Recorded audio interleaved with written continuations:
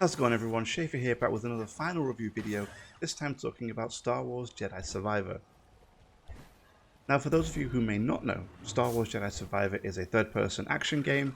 You follow the main character, Cal, who is a Jedi, and you join him in his fight against the Empire, against the dark side, and certainly in this one trying to find his purpose in life, trying to find what he wants to do, what his goal is, where he's trying to take his life. Now, overall, I had a really good time. That's easy to say. Unfortunately, my experience was marred with some very bad performance issues and some crashing, and that did detract from my overall experience. You know, I'm not going to lie, I spent 33 hours in the game, and to have, in some cases, no more than 30 minutes to 40 minutes of gameplay before a crash would happen. In some cases, it was every 5 minutes. It did ruin what should have been a much better experience overall for me, because other than that, the game is really good. They've introduced some new mechanics, they brought back old ones and improved them. They've brought back force powers, they've also improved them and added new ones, with a special shout out to Confusion, which we'll talk about in a minute. And the worlds that they've created and the way you play and the people you meet in them are all really good. There aren't many worlds that you visit, but they're stuffed full of enemies, flora, fauna, interesting places to visit, verticality, loot to find, and not just ponchos, right? Fallen Order, no more ponchos, please. And so, what should have been a really good or an excellent experience was just hampered a little bit from the performance perspective. With PC, which is what I played it on, I think being the most affected. Although, as a hint for those that may want to pick it up and may want to play it on PC in the future, I would suggest turning off RTX. I did and seemed to have some performance increases and certainly less crashes with it turned off, so might have no correlation, but that's just the experience that I had, so maybe something for you. I don't know. And so with that said, let's get into it. Let's talk about this a little bit. So one of the new things in this game is lightsaber stances, and I really liked this. There are 5 stances in total. Standard stance, double-sided stance, which is like the Darth Maul one. I think you call it double-sided, right? Dual wielding, which like Fallen Order, you can kind of split the blade in half and you have 2. And there's a really interesting one they introduced, which is a pistol and single blade. So you have a single blade in one hand and obviously a pistol sidearm in the other hand. And so you get like a ranged attack with obviously the pistol, which you wouldn't normally get with just the lightsaber. And what I found really interesting about the pistol was you had kind of the ability to shoot like a charge attack, like a blast attack, which could just be one that did straight damage, or one that could kind of stun or incapacitate enemies. There's a little bit of variety introduced with this one.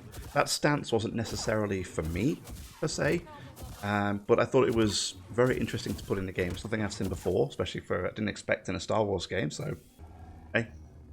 Good job, Respawn. I liked it. So, yeah, sure.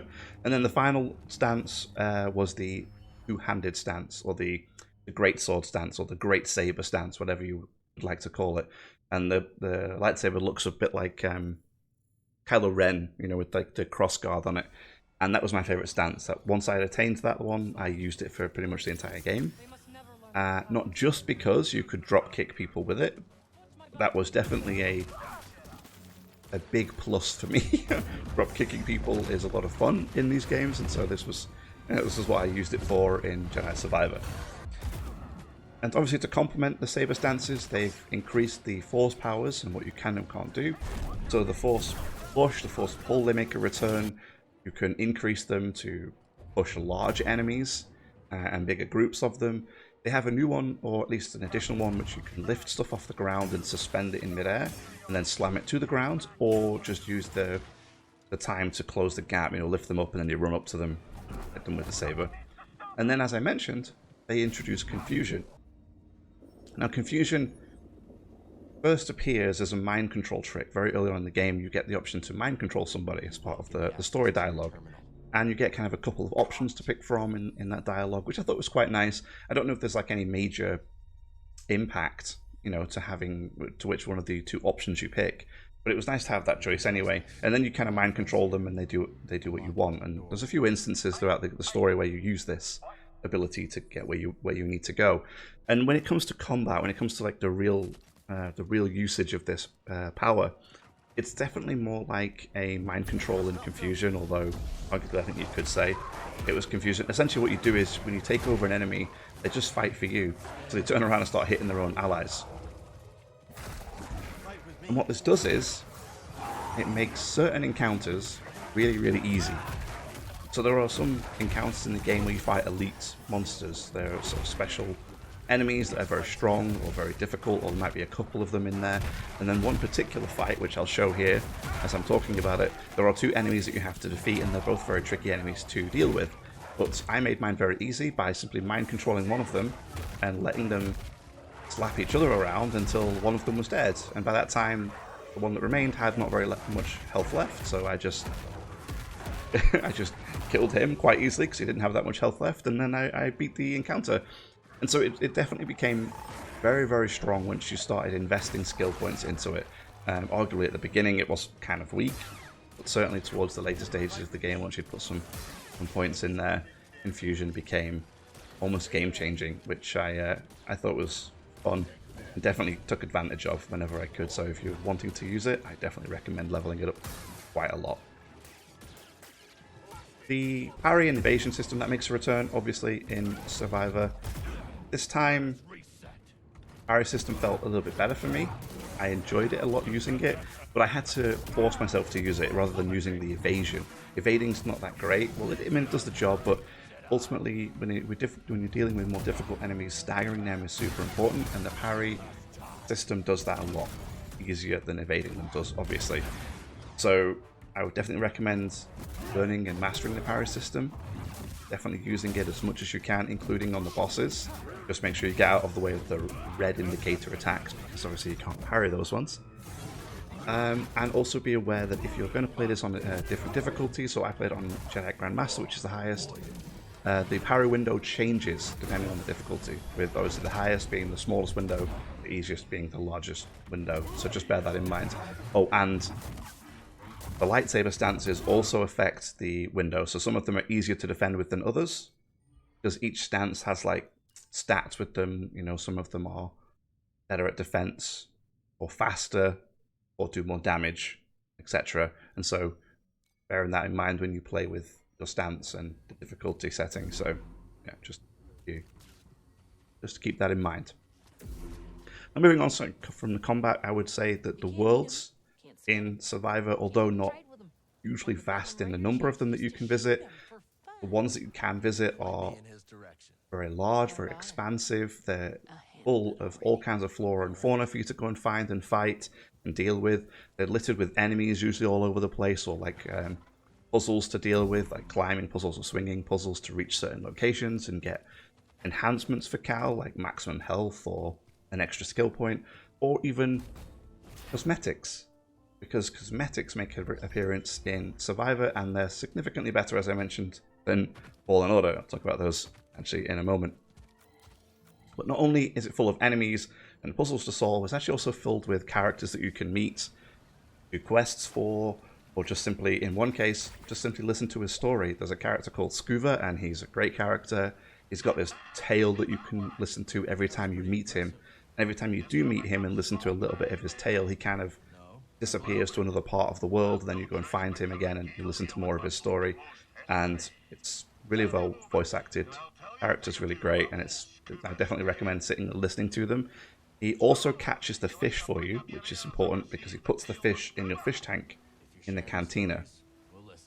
Now the cantina is something I wasn't expecting in Survivor, and it's essentially Grease's cantina. And he has this place, and when you first get there, it's very barren, very empty. And as you progress through the game and you meet these characters, you help them out, they all start to converge and kind of start to live inside the cantina. So as you progress through the game, it gets full of all kinds of different people, and all of these people are all voice acted, and all the voice acting is great. The characters are really interesting. Some of them have some great backstories. Like I said, some of them are standout, like Scuba is a standout character. There's another one called Urgle, and the bartender.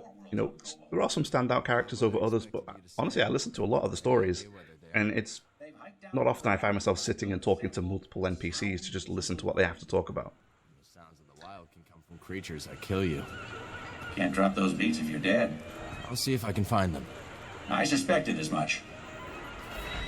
So you and Grease have any big dreams for this cantina? Well, there's a stage collecting dust. Perhaps one day. Actually, touching on the story, overall in Jedi Survivor, I thought it was good. I thought it was fine. It was an interesting enough story that I wanted to get to the end of it, to see where it was going and ultimately, you know, how we would get there. It was a slow burner at the start, but then picked up and certainly had some very interesting twists and turns. There were some character developments that I was not expecting, and definitely made me a little sad. And you would understand why if you played the playthrough or if you played it yourself. It's there, so just prepare yourself for some of that.